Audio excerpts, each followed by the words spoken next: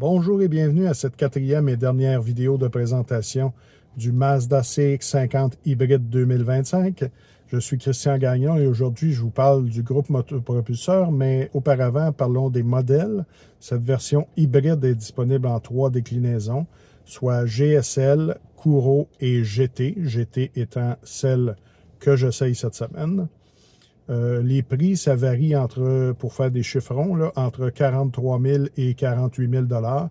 À tout cela, on ajoute évidemment les taxes. Et pour ce qui est du moteur, c'est un 4 cylindres de 2,5 litres auquel on a juxtaposé un moteur électrique, ce qui donne 219 chevaux et c'est couplé à une transmission CVT à rapport continuellement variable avec un mode manuel.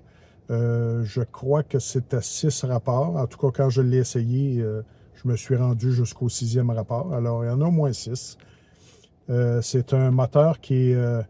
le passage de l'électrique au moteur à combustion, il n'y a pas de vibration, mais le moteur à combustion est plutôt grognon. Alors, lui, on l'entend rouler quand il n'est pas discret.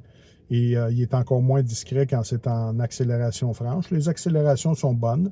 C'est pas délirant, mais c'est très bon.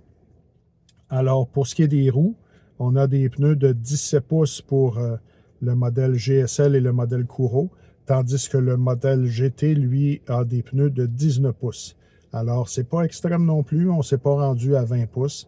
Des 17 pouces pour les modèles plus de base, là, des 17 pouces, c'est rendu courant aujourd'hui.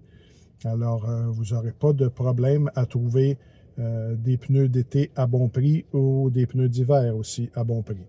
Alors, commentez, aimez et partagez et on se reparle lors du prochain essai.